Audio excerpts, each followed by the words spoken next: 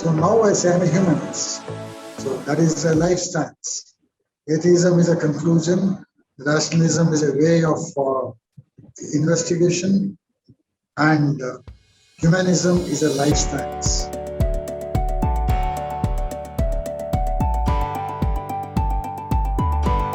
When I grandly declared to my mother at the age of 11, there is no God, her reaction was, "Oh, my child, you came to this conclusion at this young age."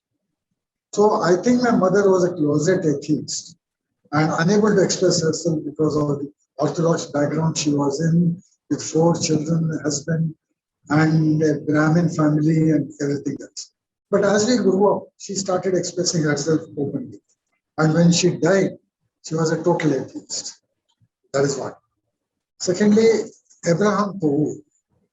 He is the man I met in 1976. And when I met him, I thought that like him, I too should retire from my job. He too was a teacher. He was teaching in a college. Like him, I too should retire and do this work full time. In 1981 or so, I met Premanand, who had a presentation which he called as the Divine Miracle Exposure Campaign. That particular way of getting across to people struck me as an excellent way. And so I joined with him. And as we went on, he sort of started looking upon me like his successor.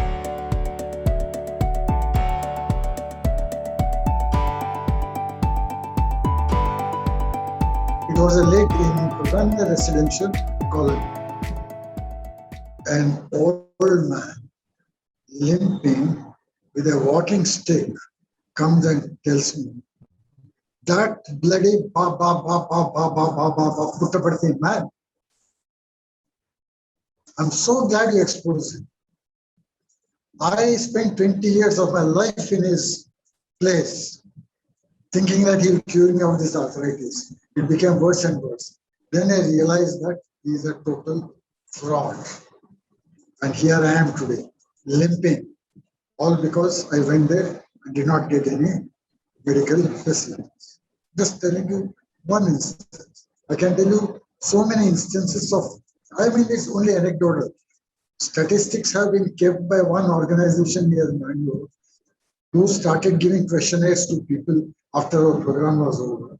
And they found a lot of change in thinking of the people once they attended the workshop. December used to be all over the country because the Children's Science Congress used to be somewhere. And on my way there and on my way back from there, I used to visit places, do these demonstrations, and make people ask questions. And I do not know to what extent I have reached. I can only say at this age of 70 plus years that I have tried my best. I do not know what I have accomplished. But I think there has been some impact. The very fact that you people are asking me these questions means that your lives have been impacted, right? So that's it.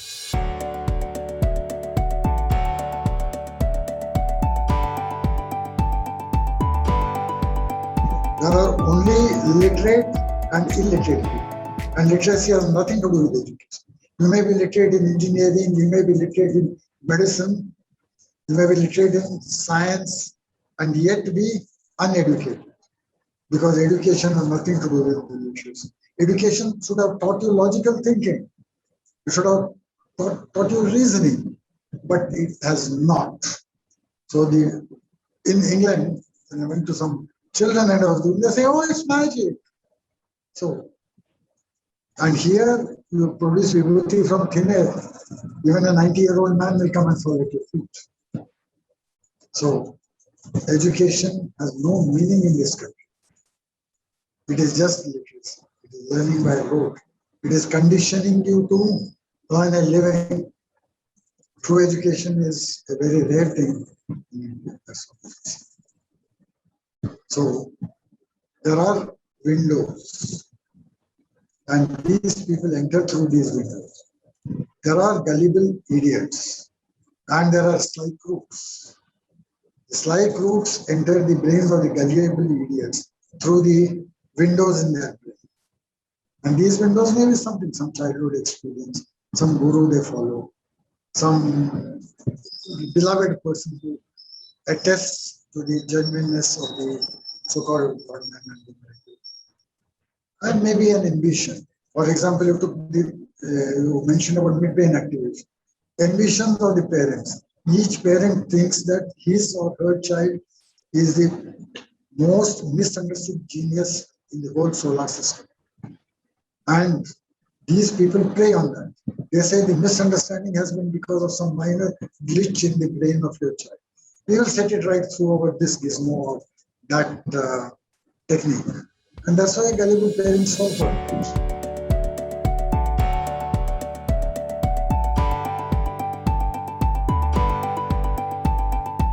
Most of the things, understand, you just need high school level science. Okay? For example, if you take the COVID mRNA vaccine, nobody is going to ask you for the triplet codon or the mechanism of protein biosynthesis, how mRNA will bind to the ribosome, how tRNA will bring the amino acids, blah, blah, blah, blah. They're just asking you that this particular sequence stands for something which forms an antibody. And if you don't want to understand even that much of science and say that some company is adding magnetic material to it and may make your whole body magnetized, what sort of stupidity is that? This is what I've been seeing. That it will create magnetism in the body. It will generate electricity. If it generates electricity in the body, you throw away all your, cut off your power connection and use that vaccinated spot for all your lighting and all your power needs. Right? But this is the sort of nonsense that is going on. Even people with common sense are not questioning it. So there is no need to understand the complexities of, but there's need to have some common sense, which a lot of people sacrifice. This matched with the gullibility of people has become a tool which the purveyors of superstition are doing. And they have got a very convenient excuse. These are not outside things. These are all Vedic technology. It was there in the Vedas. So it's not any foreign thing. All the knowledge came from India, and from there the Vedic.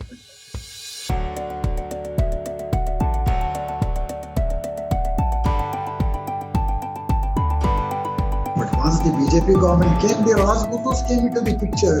The double Mr. Jaggi and the other winking contortionists, they all became Rajgurus. And of course, the ruler cannot overcome the Rajguru's sayings. So pearls of wisdom came, I should say, not dropping, flying out. And the ruling party is quite clever in that. See, Ayush ministry recommendations are for the common people, not for the top guys. See, the minister, what's his name? Shrikant Nayak, Ayush Minister for State. When he got COVID, he did not take Chyawanprash or take sugar pills. He went and got admitted to Armed Force Medical Colleges Hospital. So you can imagine the hypocrisy of this. Did these fellows take Chyawanprash and sit? They got vaccinated. They did not take Chyawanprash and go out without mask. And when the Home Minister got COVID, he went and got admitted into a 7-star hospital. He did not go to a nature cure clinic. So I think it's a sort of Roman circus put on as a show. And the very purveyors of these ancient wisdom, they have the latest technology. Look at the bikes, choppers, the latest audio equipment, everything. But for the common people, they advise simple living and high thinking. But I do not know why people do not see through the hypocrisy of such people.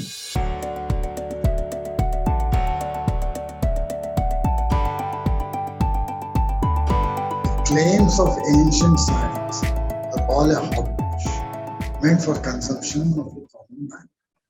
See, for the defense of the country, they went and made a deal with France and got the Rafale. They did not try to build Pushpak Viman looking at ancient textbooks. And when it came to protecting the people from COVID, nobody distributed tons of Chavan or Coronel. They went for vaccination, right? So, all these things are a very clever show.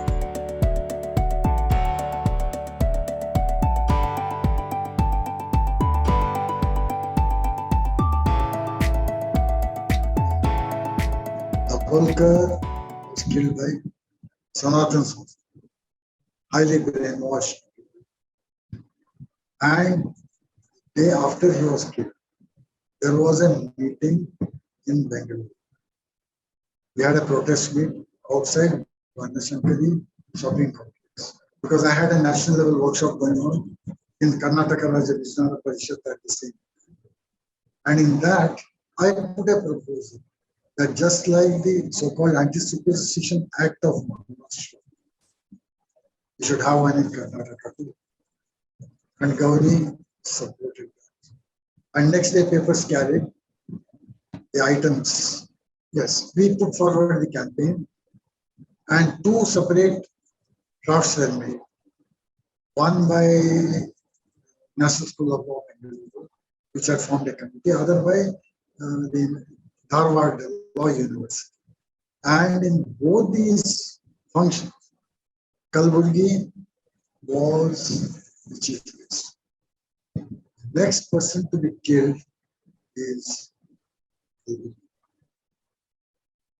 Then an attempt was made on my life in March 2017.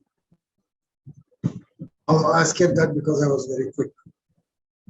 And perhaps providentially because I had started my two-wheeler, but I just started it to check the battery, and then I went back. If I had gone by two-wheeler, I would not have been here today. That time, Gauri Lankesh calls me and tells me, be careful, why are you doing like this? And in September 2017, Gauri Lankesh is 5th of September. Later on, when things were being investigated, there was a list of people who were to be finished. There was a list of 20 or such people. And the list came out. I was happy. Oh, my name was not there in that. Good. But it turned out that it was only a waiting list. There was a confirmed list. And in that, Girish Karnad was one. Bhagwan was one. I was there. And then Nirma Media and all this. So we four were on the confirmed list. And actually, they had even assigned who is to kill. I was to have the privilege of being finished by the same man who killed Gauri Lankesh. So there was a method to this, that those who stood for the anti-superstition, so-called anti-superstition, actually it's not so. And Pansare is not there in the picture, probably for some other reason. But all of us are identified as enemies of Hindutva.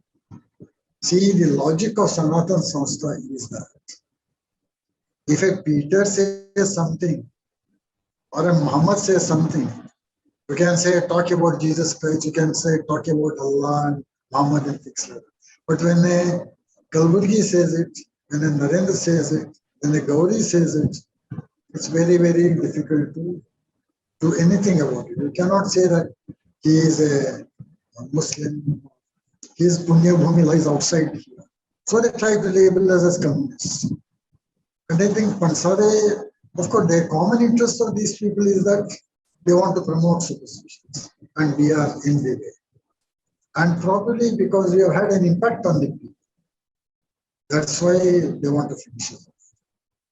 Otherwise, they will seem just like magician. He is doing magic, giving something like this here. But later on, they came to realize the ideology that is behind our movement. It's not just doing some magic, but it is making people change their thinking. They had a function at Pune, and I was supposed to speak. At that time, I had no inkling that I was on the hit list, but Davalkar was. When I get off at Pune from the bus, Davalkar comes and says, "Hi, let's go."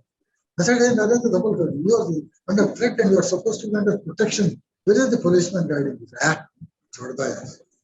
If I take police protection, they'll kill somebody else. Better they kill. So that was the attitude of Narendra Nayak.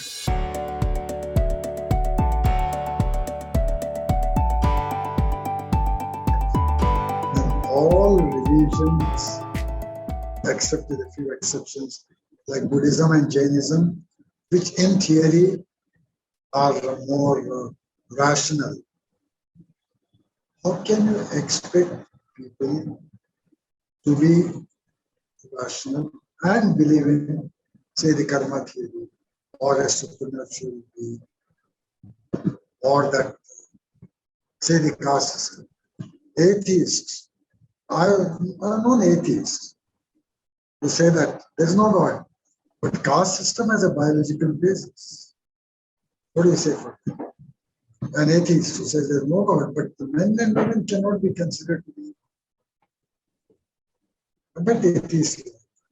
And right now there is a brand of Hindutva atheists, Savarkar types, saying that, of course, all this gods and all are nonsense, but it's an ancient culture that needs to be interpreted and preserved. These are all a part of it. So, to be a rationalist, one has to put God, the ultimate, the top of the pyramid of the superstitions, to the test of reason. Without that, how can one call oneself a rationalist? Agreed. One can say that I believe in a religion, but I am trying to become a rationalist. But I don't think we have got any charter of list, a checklist, 1, 1, 2, 2, 3, 4, 5. And if you take 10 out of these 10, you are a rationalist. Yeah. We have about 80 organizations in which there is something called a Muslim Satyasodak Mandal Samiti. So, a rationalist organization is something, a group of people who want to reason out, debate out, and go towards reason, apply more and more reason in their lives, and change themselves. It's like a pyramid, like this. You start climbing to the top, and only when you reach the top, you will understand that all these things exist. What I tell people is, from the bottom of the pyramid, try to climb to the top, not stay where you are. That's all I can say. I do not expect that everybody will be able to follow the strict standards that I've set up for myself, or some of us rationalists have set up for themselves. For example, not doing any religious ceremony when your parents are celebrating. Not having any religious ceremony for events like marriages. Refusing to undertake any religious rituals. Can everybody do that? I've done that in my life. I do not know whether I can expect that from others. But I want to show that one can live without following something, and one can die also without following something.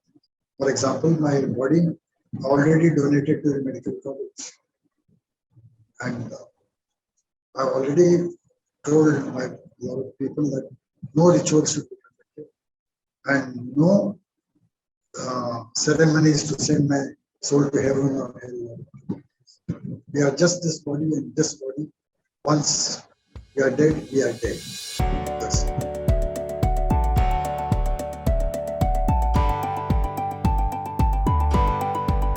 We use particular techniques. And I do not know how relevant those will be in the future. Right now, they are quite relevant as such, because I go into the historicity, show these things and say that these were the old generation things, and now the new generation things are like this, like midbrain activation, and, all these things. And maybe electricity, maybe magnetism, coin sticking, because things change with time.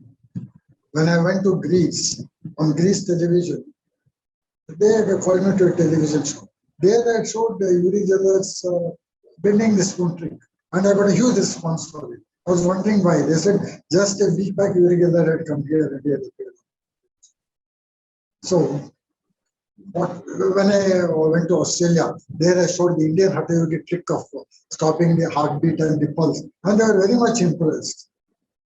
Oh, they said, oh, we just didn't realize that it was so simple as that. So we have to keep up with the time, we have to keep up with the culture, we have to keep up with the place, and be an example to the people. Because everybody claims you cannot live as a rationalist. And people kept on telling me, oh, see, when you appear for exams, I appeared for exams and got to university first. Then they said, we'll see how you will get married. I got married. I said, see what you will do when your parents do it. I didn't do anything. Now they are saying, see what will happen to you. I'm already old enough, 70 years old. What more do you want? Like Premanand, he was on his deathbed. Call me before I go into a coma or something. Come and take my declaration. So I gave a declaration. It's there on the remote. Because people come out with the last minute change stories, saying that when he died, he said, oh God, and died, and things like that. So Premanand said, right now I'm conscious, and to my last conscious moment, I do not believe in any supernatural. So what I say is, practice what you teach, or what you believe, or what you hold to be the truth. That's all I think.